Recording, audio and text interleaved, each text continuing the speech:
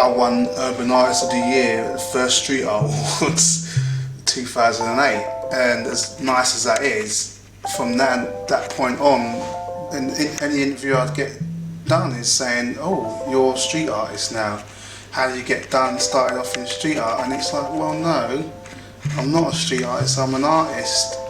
Street artists work on the street and they put their art up on the street, that's their business.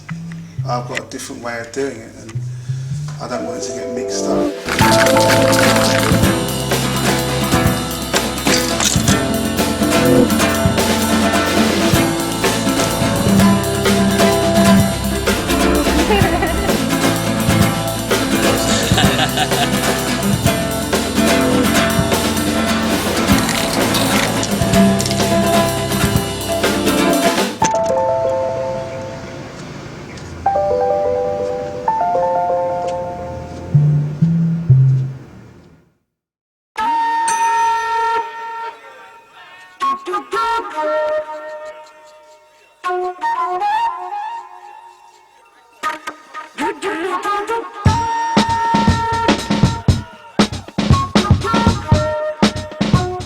Ready?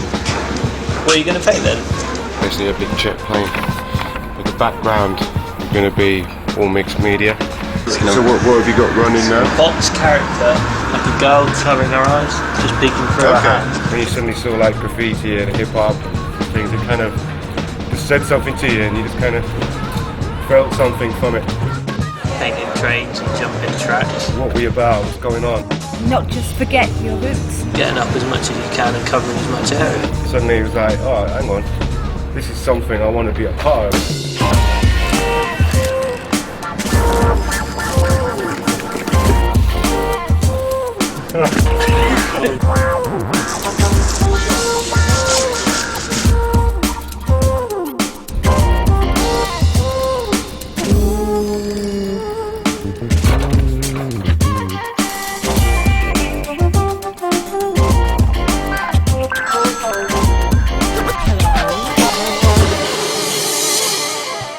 My subject matter is urban and concerned with the urban experience. The grime and the degrading aspect of the city, the mess and the pong, the pollution, that's something that I want to bring a flavour of that into what I do and into the portraits I paint.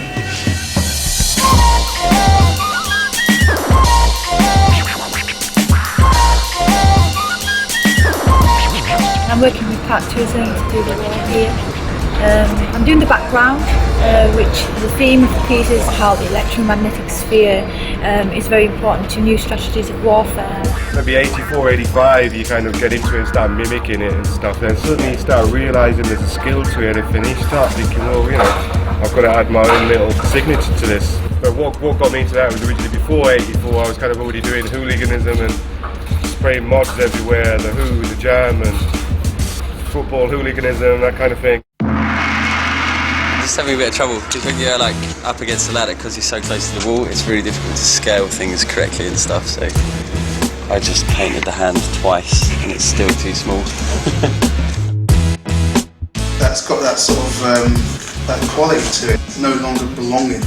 Part of use is gone now. What are you doing now?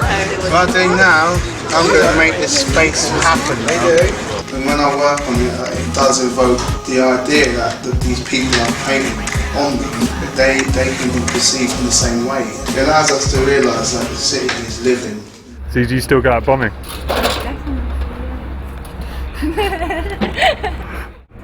I've only just finished being in trouble with the police. How much trouble have you been in? A lot of trouble. Yeah. Bombers are the front line. As far as I'm concerned, bombers are the front line. When you've got an army, it's a movement, the bombers are the front line. I've got great respect for them. Have you been arrested? Yeah, a few times. Yeah. What's the worst trouble you've been in? Just been arrested for painting trains. Can't stop them because it's open canvas and they can put their shit up in their most uncensored fashion. It might not last long, but at least they got to include themselves in the city, not some little ant or drone. That's a really powerful thing. I started, it was 1984, so there weren't no legal spaces. No one knew what the hell it was in this country, you know. It was like, what the hell's this, you know? So yeah, train bridges, all kinds of stuff. It's this weird thing about doing like photorealism and stuff is you can never really tell until you get like really close to the end, and then it's a real pain in the ass. So this is all oil based, but this particular paint, wall paint, is the stuff that really gives the final image its edge. Fingers crossed it all works out.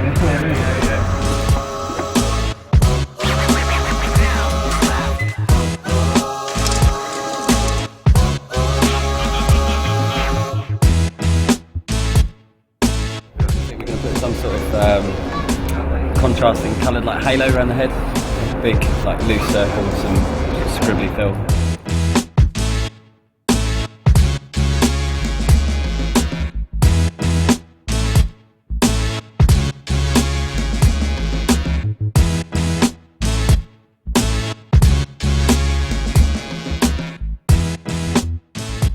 It gets to a point where I've kind of made a very conventional looking portrait, which I then look at and I detest because I know that it looks like everyone else's portraiture.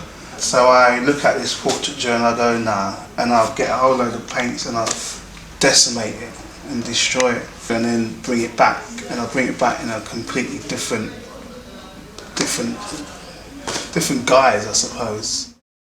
How's it going? It's alright. There's like loads of glare. Like when the paint sits on the wall, all you get is reflections. You can't actually see what you're painting, so it's making it even longer than it was before. It's pretty dry. I can't see fucking shit. And I'm not quite sure where the nose of the airplane's going to end yet. So I'm just guessing the height of it at the moment, but we might need to go up another newspaper page. So you finished? Go back to it again. Let's have a little bit of a mooch away. Just take a little time out. It's not just about a quick impact and a bit of hype. It's about painting stuff where you can study it and try and work it out and, you know, look at it. Yeah, that's kind of like an experience that not many people will ever get to know as well. I think that's something I really enjoyed about doing that kind of thing. There's always going to be artists that are in it for the ride. There'll be some that stand, some that fall. Next few years you'll see who really belongs within that street art bracket, who belongs in, who deserves to be called a street artist.